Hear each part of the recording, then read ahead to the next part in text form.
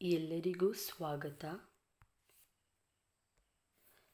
ಸರ್ಕಾರಿ ಪ್ರಥಮ ದರ್ಜೆ ಕಾಲೇಜು ಹೆಬ್ಬೂರು. ನನ್ನ ಹೆಸರು ಸೌಮ್ಯ. ನಾನು ಪ್ರಥಮ ಬಿ.ಕಾಮ್ನಲ್ಲಿ ವಿದ್ಯಾಭ್ಯಾಸ ಮಾಡುತ್ತಿದ್ದೇನೆ. ಸರ್ಕಾರಿ ಪ್ರಥಮ ದರ್ಜೆ ಕಾಲೇಜು ಹೆಬ್ಬೂರು. ಮಾರ್ಗದರ್ಶಕರು ಡಾಕ್ಟರ್ ಗೋವಿಂದರಾಜು ಎನ್. ಸಹಾಯಕ ಪ್ರಾಧ್ಯಾಪಕರು ಕನ್ನಡ ವಿಭಾಗ, ಸರ್ಕಾರಿ ಪ್ರಥಮ ದರ್ಜೆ ಕಾಲೇಜು ಹೆಬ್ಬೂರು. ಇಂದು ನನಗೆ ಸಿಕ್ಕಿರುವ ವಿಷಯ ಎಸ್.ಜಿ. ನರಸಿಂಹಾಚಾರ್ ಇವರ ಪರಿಚಯ. ಎಸ್.ಜಿ. ನರಸಿಂಹಾಚಾರ್ ಇವರು ಪ್ರಾಚೀನ ಕನ್ನಡ ಕಾವ್ಯಗಳನ್ನು ಸಂಪಾದಿಸಿ ಹೊರತಂದ ಮೊದಲ ಕನ್ನಡಿಗರು. ಸ್ವತಃ ಕವಿಗಳೂ ಹೌದು. ಹುಟ್ಟಿದ್ದು ಶ್ರೀರಂಗಪಟ್ಟಣದಲ್ಲಿ. ಇವರು ಕನ್ನಡದ ಪ್ರಸಿದ್ಧ ಅನುವಾದಕರೂ ಹೌದು.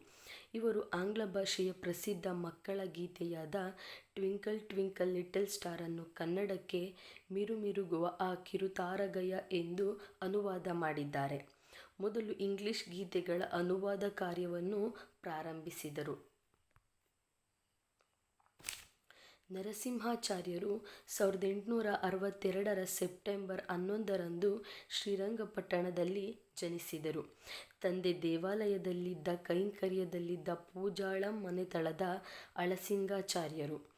ತಾಯಿ ಸೀತಮ್ಮನವರು. ನರಸಿಂಹಾಚಾರ್ಯರ ಪ್ರಾರಂಭಿಕ ಶಿಕ್ಷಣ ಶ್ರೀರಂಗಪಟ್ಟಣದಲ್ಲಿ ಹಾಗೂ ಕಾಲೇಜು ಶಿಕ್ಷಣ ಮೈಸೂರಿನಲ್ಲಿ ನಡೆಯಿತು.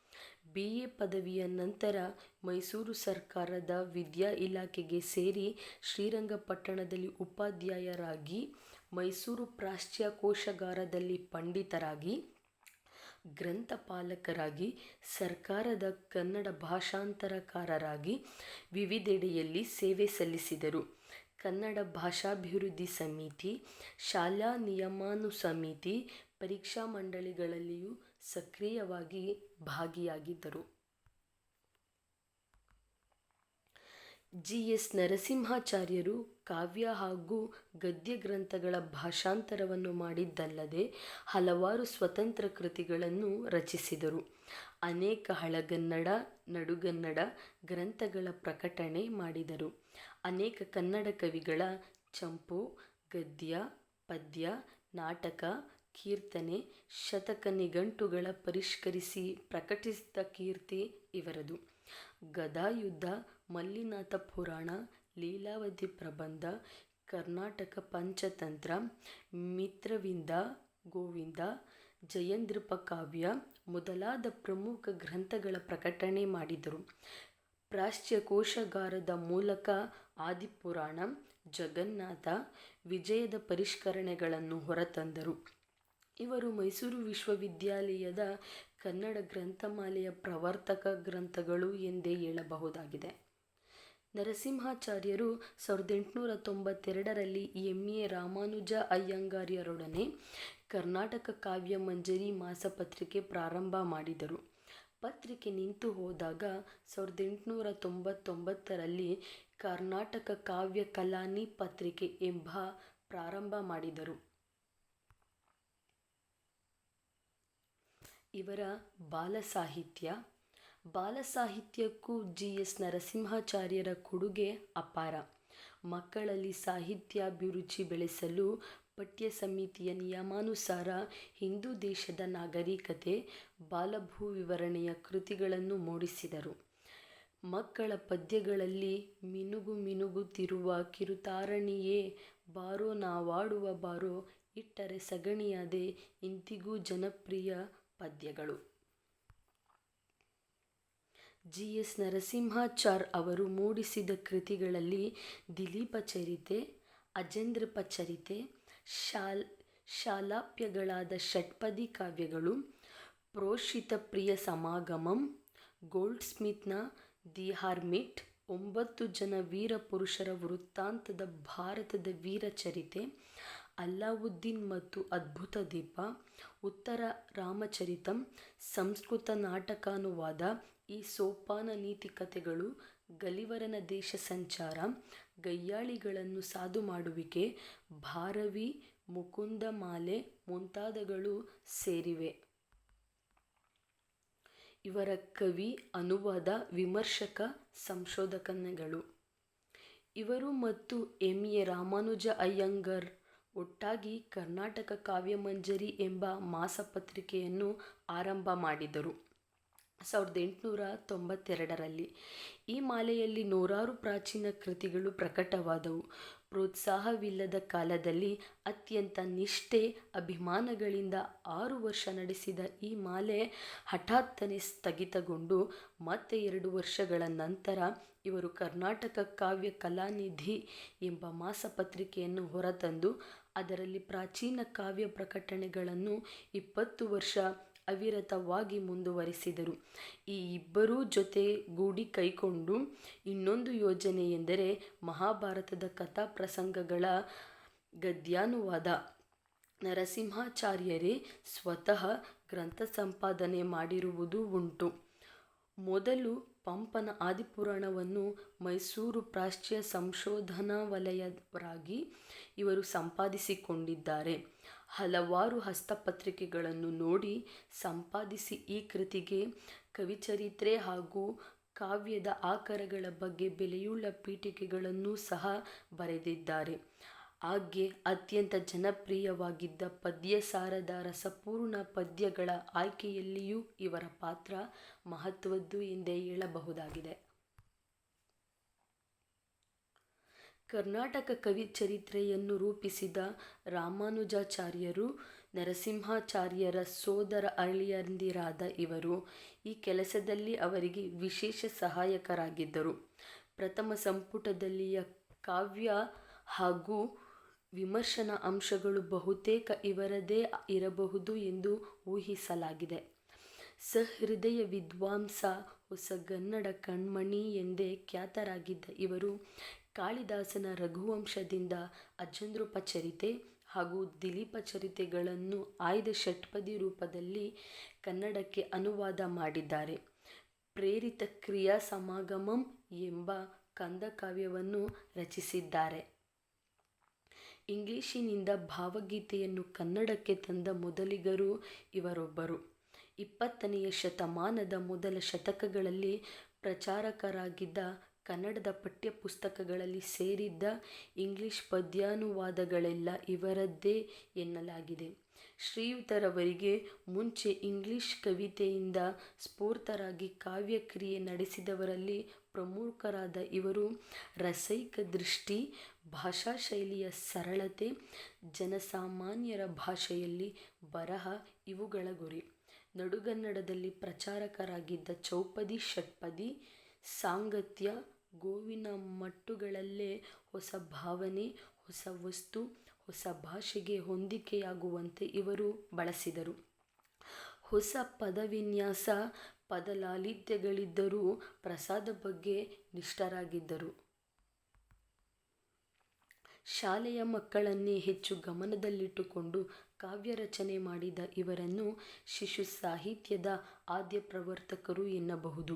ಇವರ ಮಳೆಗಾಲದ ಕಾಮನಬಿಲ್ಲು, ನೇಗಿಲು, ನಕ್ಷತ್ರ, ಕಾವೇರಿ ಮಹಿಮೆ, ಮಲಗುವ ಹೊತ್ತು, ಹೊಗೆಯ ಗಾಡಿ, ಚಂದ್ರ ಇತ್ಯಾದಿ ಕವನಗಳು, ಇಟ್ಟರೆ ಸಗಣಿಯಾದೆ, ತಟ್ಟಿದರೆ ಕುರುಳಾದೆ ಎಂಬ ಗೋವಿನ ಬಾಳನ್ನು ಕುರಿತು ಪದ್ಯ ಅತ್ಯಂತ ಜನಪ್ರಿಯವಾಗಿದೆ. ಇವರು ಇನ್ನೆರಡು ಸ್ವತಂತ್ರ ಕವಿಗಳೆಂದರೆ ಎಂ. ಶಿಂಗಯ್ಯನವರ ಶ್ರೀ ಚಾಮರಾಜೇಂದ್ರ ಒಡೆಯರ್ ಚರಿತೆಯಲ್ಲಿ ಸೇರಿರುವ 2 ಪದ್ಯಗಳು, 1894ರಲ್ಲಿ ರಚಿಸಿದ ಚಾಮರಾಜೇಂದ್ರ ಒಡೆಯರ್ ಚರಮಗೀತೆ ಹಾಗೂ ಶ್ರೀಕೃಷ್ಣ ಒಡೆಯರ್ ಪಟ್ಟಣಕ್ಕೆ ಬಂದಾಗ ರಚಿಸಿದ ಮಂಗಳ ಪದ್ಯ. ಇವರ ವಿದ್ವತ್ತು ಗೋವಿನ ಹಾಡು. ಗೋವಿನ ಹಾಡು ಈ ಪದ್ಯ ಅತ್ಯಂತ ಜನಪ್ರಿಯವಾದ ಎಸ್. ಜಿ. ನರಸಿಂಹಾಚಾರ್ಯವರ ಒಂದು ಭಾಗ ಅಂತಲೇ ಹೇಳಬಹುದು. ಇಟ್ಟರೆ ಸಗಣಿಯಾದೆ, ತಟ್ಟಿದರೆ ಕುರುಳಾದೆ, ಸುಟ್ಟರೆ ನೊಸಲಿಗೆ ವಿಭೂತಿಯಾದೆ, ತಟ್ಟದೆ ಹಾಕಿದರೆ ಮೇಲು ಗೊಬ್ಬರವಾದೆ, ನೀನಾರಿಗಾದೆಯೋ ಎಲೆ ಮಾನವ, ಹರಿಹರಿ ಗೋವು ನಾನು. ಅಂದರೆ ಮಾನವನಿಗೆ ಗೋವು ಹೇಳುತ್ತಿದೆ, ನಾನು ಇಟ್ಟಿದ್ದು ಸಗಣಿಯಾಗಿದ್ದರೆ ಅದನ್ನು ತಟ್ಟಿ ಕುರುಳು ಮಾಡುತ್ತಾರೆ, ಅದನ್ನೇ ಸುಟ್ಟಿ ವಿಭೂತಿಯಾಗಿ ಪಡೆದು ನಂತರ ತಟ್ಟದೆ ಗೊಬ್ಬರವಾಗಿ ಬಳಸುತ್ತಾರೆ. ನೀನೇ ಬಳಸುವುದು, ಆದರೆ ನೀನಾರಿಗಾಗಿಯೋ ಎಲೆ ಮಾನವ ಎಂದು ಹೇಳುತ್ತಿದ್ದಾರೆ. ಹಾಲಾದೆ ಕರೆದರೆ ಮೊಸರಾದೆ ಹೆತ್ತರೆ, ಮೇಲೆ ಕೆನೆಗಡದೆ ಬೆಣ್ಣೆಯಾದೆ, ಮೇಲಾದೆ ತುಪ್ಪವೂ ನಾನಾದೆ ಕಾಸಿದರೆ, ನೀನಾರಿಗಾದೆಯೋ ಎಲೆ ಮಾನವ, ಹರಿಹರಿ ಗೋವು ನಾನು. ಅಂದರೆ ಕರೆದಾಗ ನನ್ನಲ್ಲಿ ಹಾಲು ಬರುತ್ತದೆ, ನಂತರ ಅದನ್ನು ಮೊಸರು ಮಾಡಿ, ನಂತರ ಕೆನೆಗಟ್ಟಿ ಬೆಣ್ಣೆ ಮಾಡಿ, ನಂತರ ಅದು ತುಪ್ಪವೂ ಆಗುತ್ತದೆ. ಆದರೆ ನೀನಾರಿಗಾದೆಯೋ ಎಲೆ ಮಾನವ, ಹರಿಹರಿ ಗೋವು ನಾನು ಎಂದು ಮತ್ತೆ ಹೇಳುತ್ತಿದೆ. ಉಳುವೆನಾ ಭೂಮಿಯನ್ನು ಹೊರುವೆನಾ ಹೇರನ್ನು, ತುಳಿದು ಕಡ್ಡಿಯ ವಿಂಗಡಿಸುವೆ, ಕಳಪೆಯಾಗಿ ಆ ನೆಲವ ನಗುವ ತೋಪನು ಮಾಡ್ವೆ, ನೀನಾರಿಗಾದೆಯೋ ಎಲೆ ಮಾನವ, ಹರಿಹರಿ ಗೋವು ನಾನು. ಉಳುವ ಭೂಮಿಯ ನೇಗಿಲನ್ನು ಸೇರಿ ಭೂಮಿಯನ್ನು ಉಳುವೆ ನಾನು, ತುಳಿದು ಕಡ್ಡಿಯನ್ನು ವಿಂಗಡಿಸುವೆ, ಕಳಪೆಯಾಗಿರುವ ನೆಲವನ್ನು ಸಮಪಟ್ಟಾಗಿ ಮಾಡುವೆ, ಆದರೆ ನೀನಾರಿಗಾದೆಯೋ ಎಲೆ ಮಾನವ, ಹರಿಹರಿ ಗೋವು ನಾನು ಎಂದು ಮತ್ತೆ ಹೇಳುತ್ತಿದೆ.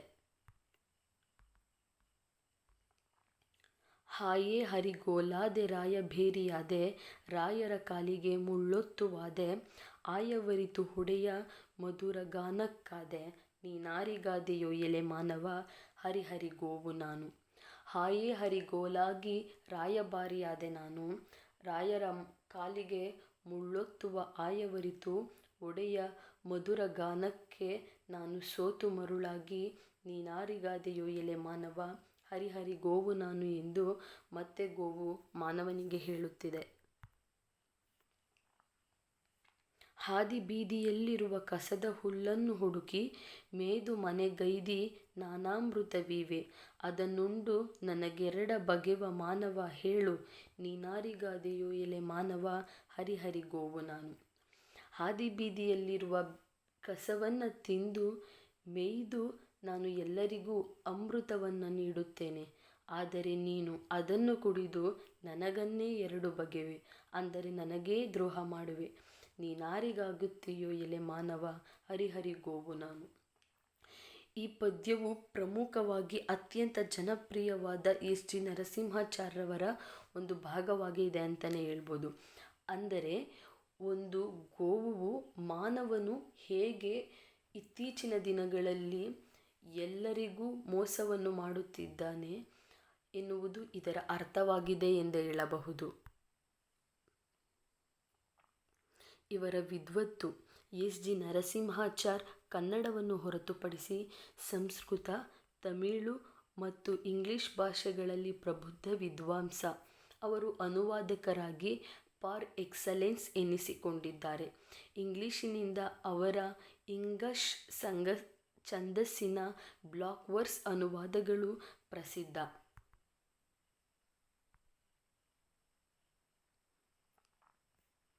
ಇಟ್ಟರೆ ಸಗಣಿಯಾದೆ ಮತ್ತು ಕಾವೇರಿಯ ಮಹಿಮೆಯಂತಹ ಕವನಗಳು ಬಹಳ ಜನಪ್ರಿಯವಾಗಿವೆ. ಇವರ ಇತರೆ ಪ್ರಮುಖ ಕೃತಿಗಳಲ್ಲಿ ಹಿಂದೂ ದೇಶ ಚರಿತೆ, ಅಲ್ಲಾವುದ್ದೀನನ ಅದ್ಭುತ ದೀಪ, ಈ ಸೋಪಾನ ನೀತಿ ಕಥೆಗಳು, ಗಲಿವರನ ದೇಶ ಸಂಚಾರ ಮತ್ತು ಭಾರತದ ವೀರ ಚರಿತೆ ಇವು ಪ್ರಮುಖವಾದವು. 1907ರಲ್ಲಿ ಧಾರವಾಡದ ನಡೆದ ಸಮ್ಮೇಳನದ ಬರಹಗಾರರ ಮೊದಲ ಸಮ್ಮೇಳನ ಅಧ್ಯಕ್ಷತೆಯನ್ನು ವಹಿಸಿದ್ದವರು ಎಸ್ ಜಿ ನರಸಿಂಹಾಚಾರ್ಯವರು. ಇವರು 1907ರ ಡಿಸೆಂಬರ್ 22ರಂದು 45ರ ಹರೆಹರೆಯದಲ್ಲೇ ಎಲ್ಲರನ್ನೂ ಅಗಲಿ ತಮ್ಮ ವೃತ್ತಿ ಜೀವನವನ್ನು ಮುಗಿಸಿ ಅಗಲಿದರು. ಇವರ ಕೃತಿಗಳೆಂದರೆ ಮಕ್ಕಳ ಪದ್ಯಗಳು, ನಕ್ಷತ್ರ, ಗೋವಿನ ಬಾಳು, ಕಾವೇರಿಯ ಮಹಿಮೆ. ಅನುವಾದಗಳು ಗಲಿವರನ ದೇಶ ಸಂಚಾರ, ಗಯ್ಯಾಳಿಯನ್ನು ಸಾಧು ಮಾಡುವಿಕೆ, ಅಜಂದ್ರೂಪ ಚರಿತೆ, ದಿಲೀಪ್ ಚರಿತೆ. ಸಾಹಿತ್ಯ ಕೃತಿಗಳು ಭಾರತದ ವೀರ ಚರಿತೆ, ಹಿಂದೂ ದೇಶದ ಚರಿತ್ರೆ, ಅಲ್ಲಾವುದ್ದೀನ್ ಅದ್ಭುತ ದೀಪ, ಈ ಸೋಪಾನ ಕಥೆಗಳು, ಉತ್ತಮ ರಾಮಚರಿತಂ, ಮುಕುಂದ ಮಾಲೆ. ಸಂಪಾದನೆ ಪದ್ಯಸಾರ, ಆದಿಪುರಾಣ, ಅಪ್ರತಿಮ ವೀರಚರಿತ್ರೆ, ಕಬ್ಬಿಗರ ಕಾವ, ಅಭಿನವ ದಶಕುಮಾರ ಚರಿತೆ ಇನ್ನು ಮುಂತಾದ ಕೃತಿಗಳನ್ನು ರಚಿಸಿದ್ದಾರೆ. ಪೂರಕ ಮಾಹಿತಿ ಎಂದರೆ ಮೈಸೂರು ವಿಶ್ವವಿದ್ಯಾನಿಲಯದ ವಿಶ್ವಕೋಶ ನರಸಿಂಹಾಚಾರ್ ಎಸ್.ಜಿ. ಇನ್ನೂ ಹೆಚ್ಚು ಇವರ ಬಗ್ಗೆ ಮಾಹಿತಿ ಪಡೆಯಲು ಉಲ್ಲೇಖಗಳು ಸಂಸ್ಕೃತಿ ಸಲ್ಲಾಪ ಎಸ್.ಜಿ. ನರಸಿಂಹಾಚಾರ್, ಮೈಸೂರು ವಿಶ್ವವಿದ್ಯಾನಿಲಯ ವಿಶ್ವಕೋಶ ನರಸಿಂಹಾಚಾರ್ ಎಸ್.ಜಿ. ಎಸ್.ಜಿ. ನರಸಿಂಹಾಚಾರ್ರವರ ಬಗ್ಗೆ ಒಂದು ಪುಟ್ಟ ಪರಿಚಯ ಮಾಡಿಕೊಡಲು ಅವಕಾಶ ಕೊಟ್ಟ ನಿಮ್ಮೆಲ್ಲರಿಗೂ ಧನ್ಯವಾದಗಳು.